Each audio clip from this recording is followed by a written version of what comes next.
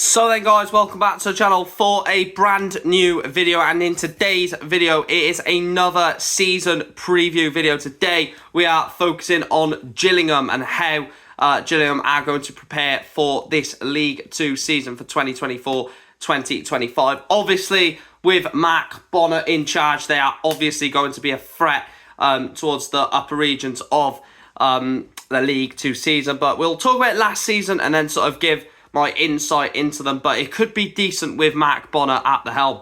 Now, last season, Gillingham finished slap bang mid-table in League 2. They finished 12th in League 2 last season with two decent cup runs, reaching the third round of the FA Cup and the second round of the Carabao Cup. You know, a decent season for Gillingham. You know, a couple of decent little cup runs, couple of wins in the FA Cup, a win in the Carabao Cup, and mid-table in the league. Yes, it could have been a lot better under Mark Harris.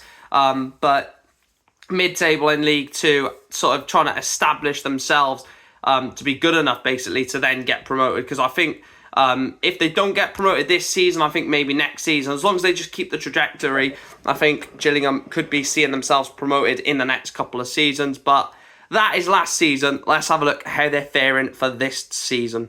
So then, we'll talk about the ins first. Jack Nolan has come in from Accrington Stanley. Amani Little has come in from AFC Wimbledon. Elliot Nevitt has come through the door at Crewe. And then Aaron Rowe has come in from Huddersfield. And Marcus Wiley has come in from Enfield Town. Now, you look at those signings that they've made. Jack Nolan, EFL experience. Amani Little, EFL experience. Elliot Nevitt, Aaron Rowe. You know, there's some very, very good signings in here. The one that I think is the big one, Elliot Nevitt. You know, he scored quite a few goals for Crewe last season, obviously taking them to the playoff final where they unfortunately lost to Crawley. But he's a good striker. Amani Little, Jack Nolan are very established EFL players as well. You know, and I think if they can get those signings firing and gelling into the team, with already some good players in the team, that, you know, they could be in for something special. In terms of the outs, Scott Malone has gone to newly promoted Crawley in League 1, and Dom Jeffries has also followed Scott Malone to League 1 to play for Lincoln City. Now, both of these departures are big. You know, Scott Malone, very, very good player, very experienced player for Cardiff, Millwall, you know, and other teams in the EFL. Now he's going up to League 1 to play for Crawley. And Dom Jeffries, obviously former Newport County player through the academy, if anyone was unaware of that. You know, he actually was an academy graduate that came through the door at Newport. So both of those leaving is a massive blow.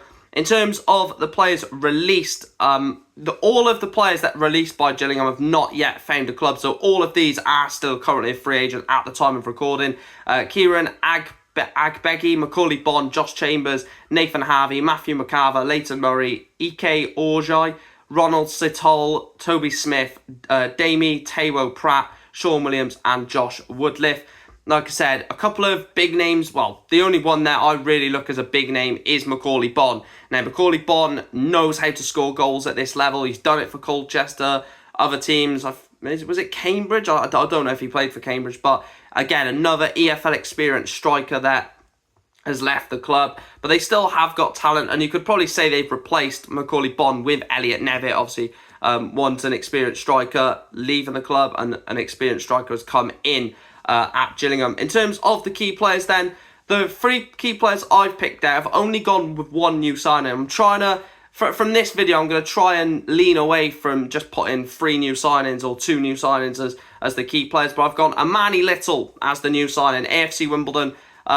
He's come from, again, experience at League 1, League 2, very good midfielder. And then the other two, I've gone Johnny Williams and Ashley Nadesan. Now, people may be thinking, Johnny Williams, what is he doing? He's in his 30s. But I just think Johnny Williams adds not only the quality in this Gillingham side, but the amount of experience and big game mentality that Johnny Williams has had, to adapt to in his career. And then Ashley Nadesan talks for himself. I mean, he's an absolutely incredible footballer for this league. And like I said, if Nadesan, Williams and Little are creating chances and staying fit throughout the season, those are, in my opinion, the 3 key players for what Gillingham do successful this season. And in terms of the expectation, I've gone playoffs. I think they finished 12th last year. They've made some very shrewd signings. They've kept some very good players like Nadesan, like Johnny Williams, like Max Emma at the back as well, and Rob McKenzie. You know, they have got a strong core of a squad, and I think, you know, from 12th they could push on to the playoffs. I think that should be the expectation for Gillingham. Minimum playoffs, maybe even, you know, a lot better, but minimum playoffs, and that is what I think their expectation should be. Anyway, guys, that is where we're going to wrap up this video for Gillingham. Please make sure to smash a like on the video as always. Subscribe to the channel if you haven't done so already. And if there are any Gillingham fans watching this, let me know down below. Do you agree with my assessment of your team ahead of the 2024-2025 season? And I'll speak to you in the next one. Thanks for watching.